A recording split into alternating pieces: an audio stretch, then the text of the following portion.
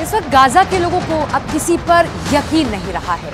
अरब देशों ने गाजा के साथ ऐसी चाल चली है कि पूरी दुनिया हैरान रह गई है।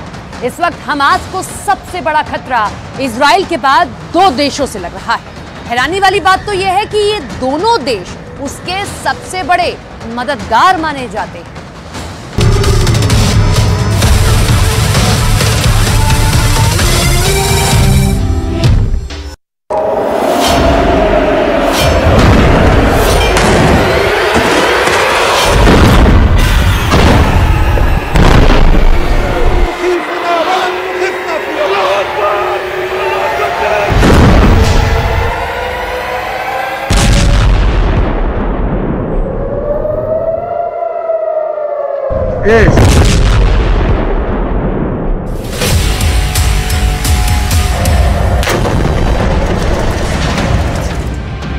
गाजा में 13,000 से ज्यादा लोगों की मौत हो चुकी है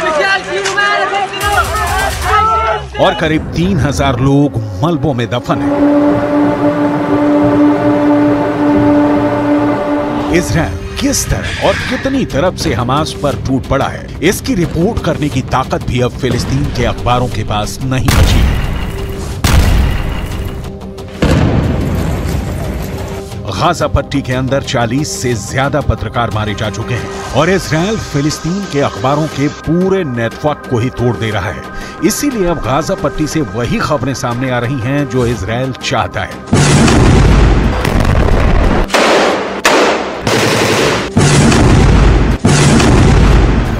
इतने बुरी हालातों के बावजूद भी 57 इस्लामी मुल्क गाजा पट्टी के 20 लाख लोगों के जान और माल की सुरक्षा के लिए कुछ भी नहीं कर पा रहे हैं।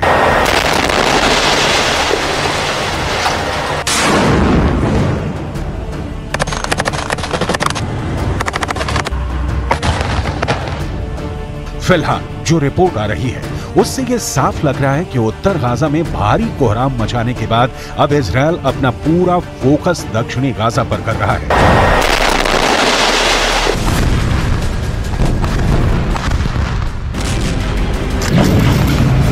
सवाल यह है, अगर उत्तर गाजा और दक्षिण गाजा दोनों में ही इंसानों के रहने लायक स्थितियां नहीं रहेंगी तो आखिर गाजा के लाखों लोग कहां जाएंगे?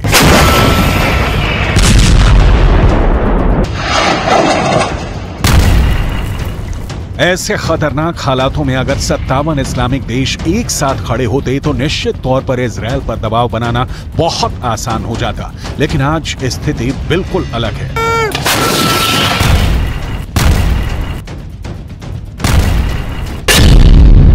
एक तरफ सऊदी अरब है जो हमास का समर्थन करने वाले लोगों पर हंटर चला रहा है, तो दूसरी तरफ तुर्की के राष्ट्रपति एर्दोगान है जो दुनिया में जहां कहीं भी जाते हैं गाजा पट्टी के लोगों की बात करके भावुक हो जाते हैं।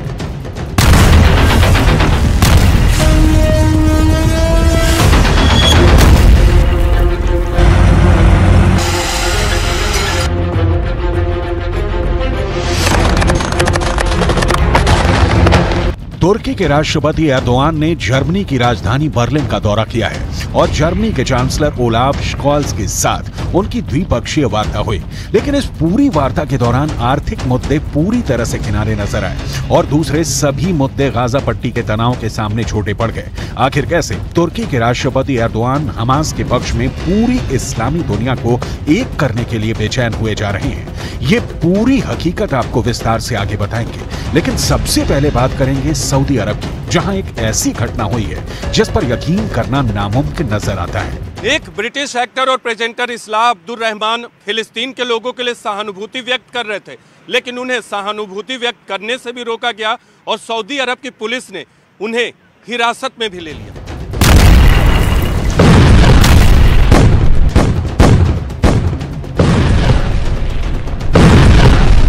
सऊदी अरब के अंदर ऐसी एक नहीं और भी कई घटनाएं हो चुकी हैं जिसमें हमास के समर्थकों पर सऊदी अरब की सरकार कड़कती बिजली की तरह टूट रही है। इस घटना ने पूरी इस्लामी दुनिया में एक हड़कंप सा मचा दिया है। दरअसल ब्रिटिश एक्टर इस्लाह अब्दुल रहमान उम्रा करने के लिए सऊदी अरब गए थे। सऊदी अरब के अंदर इस्लाह अब्दुल रहमान फिलिस्तीन के लोगों के साथ सहानुभूति जताने के लिए एक फिलिस्तीन काफिया पहने हुए थे। फिलिस्तीनी काफिया एक ऐसा कपड़ा होता है जो गले पर पहना जाता है और इसमें चेक होते हैं। फिलिस्तीन का आंदोलन करने वाले बड़े नेता यासिर अराफात अक्सर फिलिस्तीनी काफिया पहनते थे और ये फिलिस्तीनी काफिया एक तरह से यासिर अराफात की पहचान बन गया था। अब्दुल रहमान ने एक ऐसा ही फिलिस्तीनी काफिया सऊदी अरब के अंदर भी पहना हुआ था और इसीलिए सऊदी अरब की पुलिस ने उन्हें हिरासत में लिया और घंटों तक पूछताछ।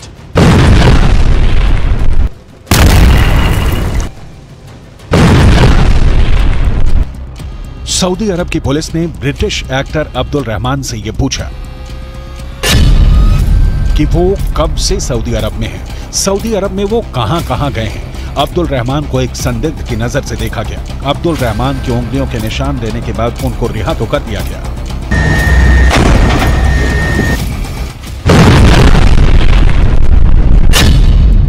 लेकिन उसके बाद वो बहुत ज्यादा भयभीत हो गए। उन्होंने मिडिल ईस्ट के एक न्यूज़पेपर से बात करते हुए कहा कि वो फिलिस्तीन के साथ सहानुभूति दिखाना चाहते थे, लेकिन उन्हें ये करने नहीं दिया गया।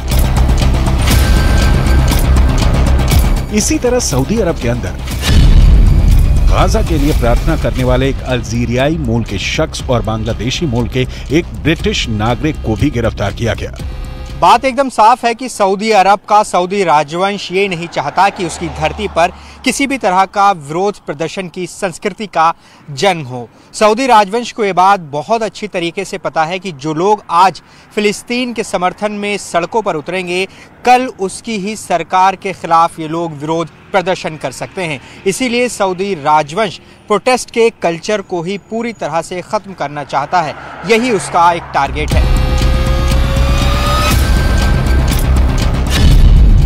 आमतौर पर यह जानकारी बहुत कम लोगों को है कि सऊदी अरब एक ऐसा देश है जिसका पुराना नाम स्टेट ऑफ हिजाज था। लेकिन 23 सितंबर 1932 में जब सुल्तान अब्दुल अजीज बिन सऊद ने इस स्टेट ऑफ हिजाज पर कब्जा किया तो उन्होंने इस इलाके का नाम बदलकर सऊदी अरब रख दिया। इसमें सऊदी शब्द सुल्तान अब्दुल अजीज बिन सऊद का सरनेम है। शायद दुनिया की ऐसी पहली घटना होगी जब किसी राजवंश ने किसी देश पर अधिकार करने के लिए उस देश का नाम भी अपने राजवंश के नाम पर कर दिया हो।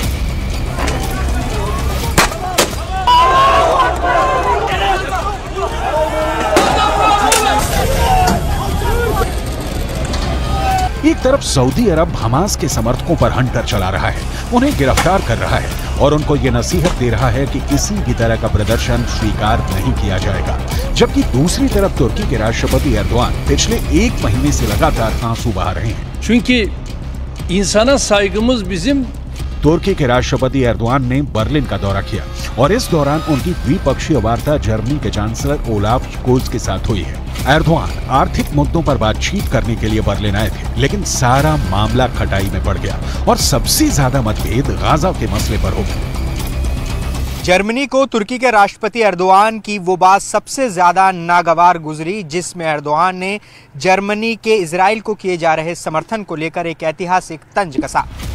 तुर्की के राष्ट्रपति एर्दोआन ने कहा कि जर्मनी इस अपराध बोध से ग्रस्त होकर के इजराइल का समर्थन करने के लिए मजबूर है कि दूसरे विश्व युद्ध में यहूदियों का जो नरसंहार हुआ उसमें जर्मनी के तानाशाह हिटलर की एक बहुत बड़ी भूमिका थी। यही बात किस तरह तुर्की के राष्ट्रपति ने संकेत में कही, जरा सुनिए।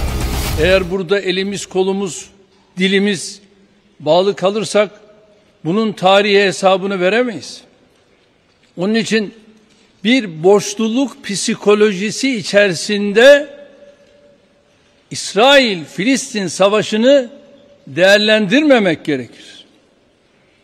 Bakın ben rahat konuşuyorum. Çünkü bizim İsrail'e borcumuz yok. Borçlu olsak bu kadar rahat konuşamayız. Ama borçlu olanlar rahat konuşamıyorlar.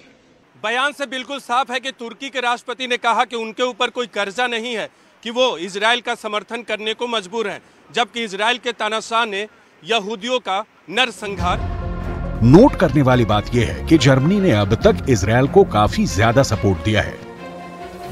सबसे बड़ी बात यह है कि जैसे ही 7 अक्टूबर को हमास ने इजरायल के खिलाफ हमला शुरू किया, उसके बाद ही जर्मनी के चांसलर ने इजरायल की राजधानी तेल अवीव का दौरा किया और उन्होंने नेतन्याहू से मुलाकात करके इजरायल को हर तरह से मदद का आश्वासन दिया। इतना ही नहीं, जर्मनी हथियारों के तौर पर भी इजरायल की मदद करता रहा है और यही बात तुर्की के राष्ट्रपति एर्दोआन को बहुत ज्यादा परेशान कर रही है और यही वजह है कि उन्होंने जर्मनी के चांसलर के सामने उनकी मौजूदगी में गाजा के मुद्दे को बहुत बड़े पैमाने पर उठाया। Fazlasıyla İsrail'in elinde rehine var. Ve yılların rehineleri, tutsakları İsrail'in elinde. Bunu da görmemiz lazım. Bunu görmezsek bu da haksızlık olur. दूसरे विश्व युद्ध के दौरान जर्मनी के दानाशाह एडोल्फ हिटलर ने यहूदियों का नरसंहार करने के लिए बाकायदा संस्थाएं बनाई थी और इन संस्थानों में पूरे यूरोप के अंदर करीब 60 लाख यहूदियों को मार दिया गया था। एडोल्फ हिटलर एक समाजवादी राष्ट्रवाद की राजनीतिक विचारधारा के अनुयायी थे और हिटलर ने जो कुछ भी किया उसके बाद जर्मनी के अंदर कभी भी कट्टर राष्ट्रवादी पार्टी उभर ही नहीं सकी। लेकिन अब तुर्की के राष्ट्रपति एर्दोआन साफ तौर पर यह कहना चाहते हैं कि अगर हमास ने जो किया वो गलत है, तो अब गाजा के अंदर जो इजरायल कर रहा है उसकी भी निंदा होनी चाहिए।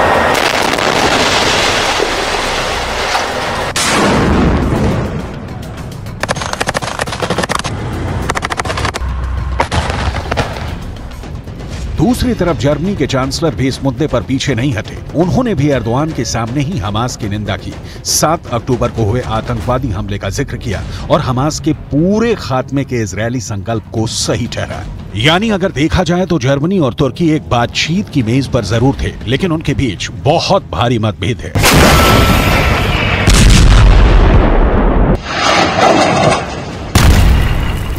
Ich will das noch einmal unterstreichen.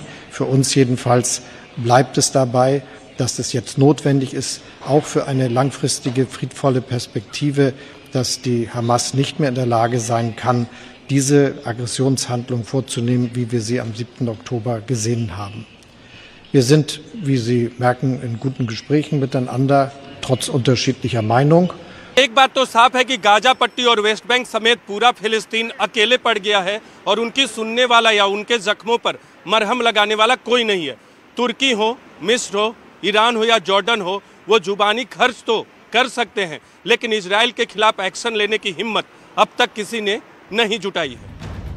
Riyadh के अंदर सऊदी अरब की अगुवाई में इस्लामिक देश का एक सम्मेलन हुआ था, जिसमें गाजा पट्टी के मुद्दे को प्रमुखता से उठाया गया, लेकिन इस पूरी बैठक के बाद भी घोषणा पत्र जारी नहीं हो पाया। यानी ये साबित हो गया कि इस्लामी देशों में गाजा पर कोई सहमति नहीं बन पाई है। अब ऐसे में इजरायल के पास पूरी ताकत है और उस ताकत का इस्तेमाल हमास के लड़ाकों पर क्रूरता पूर्वक किया जा रहा है।